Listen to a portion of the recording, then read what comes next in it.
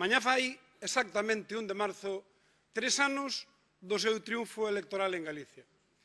Desde ese día, vostede basou o éxito desta legislatura en 5 piares.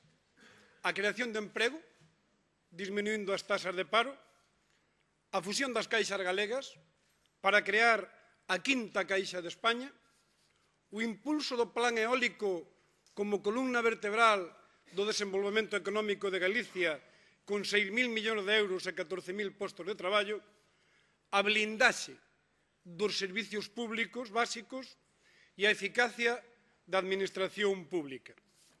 Mañá, día de celebración, repasemos como están os 5 pilares do seu éxito. En Galicia estamos en récord histórico de paro rexistrado. 271.000 persoas que poden chegar a ser 300.000 en este ano. Vostede é o presidente que máis emprego destruiu na historia de Galicia. Fracaso estrepitoso do sistema financiero. Vostede queda na historia de Galicia como presidente co que desapareceron as caixas galegas. Paralización e perda do plan eólico, dos investimentos e do emprego, sen máis razón que a súa paralización e o sectarismo.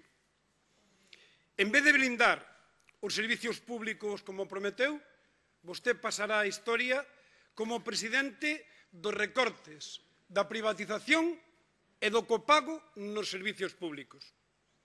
E en vez de mellorar a administración pública como vostede prometeu, encabeza un ataque radical destinado a reducir a eficacia da administración autonómica para todos os usuarios.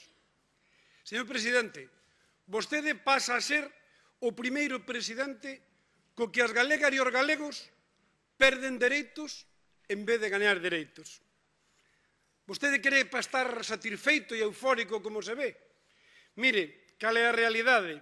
A realidade é que non hai crédito nin para empresas nin para familias, que a produción industrial está destrozada, que a destrucción de emprego é a tónica de Galicia e que os servicios públicos e, basicamente, a sanidade está entrando en barrena. Señor presidente, o colapso sanitario só non o ven vostede e a conselleira.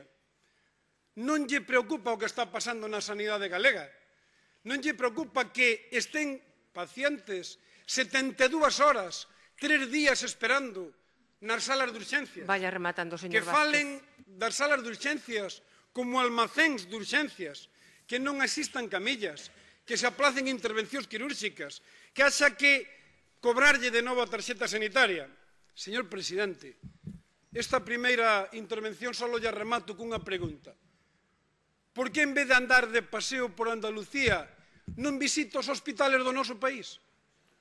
Por que non vai ás salas de urxencias remate, e señor comproba Vázquez, por favor. todo o que está pasando? E remato, señora presidenta. Cree vostede que a lei que aprobaron onte, que é un ataque aos servicios públicos, vai a mellorar todo isto que lle acabo de reflexar? Moitas gracias, Nada señor máis e Vázquez. moitas gracias.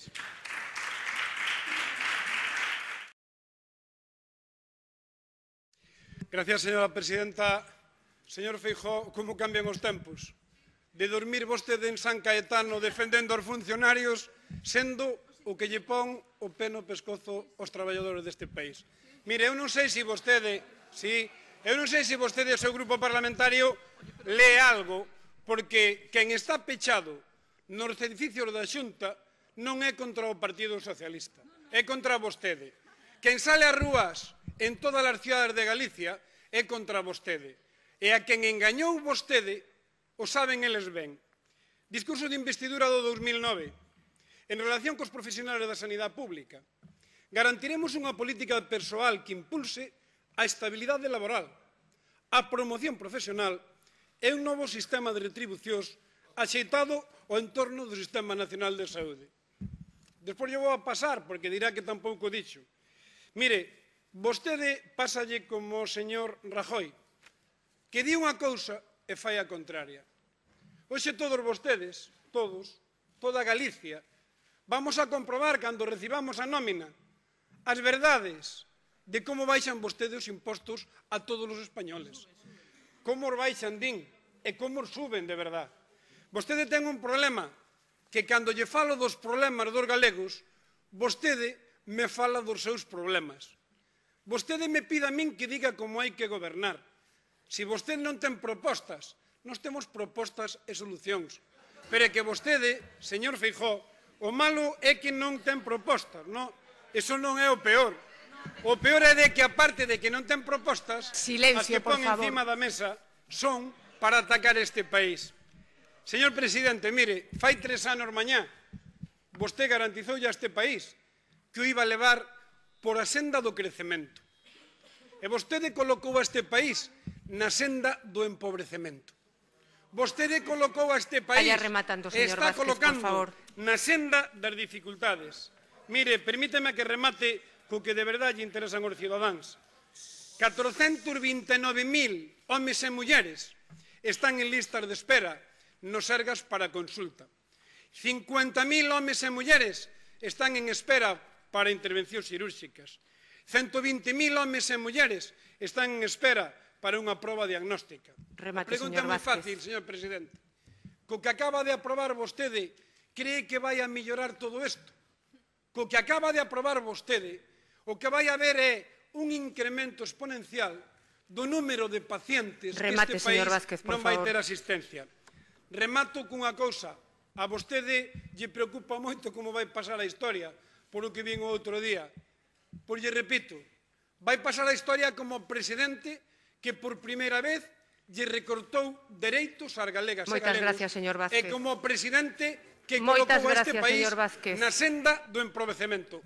E para pagar, empece por pagar todas as facturas que ten nos caixóns desde o mes de julio do ano pasado. Nada máis.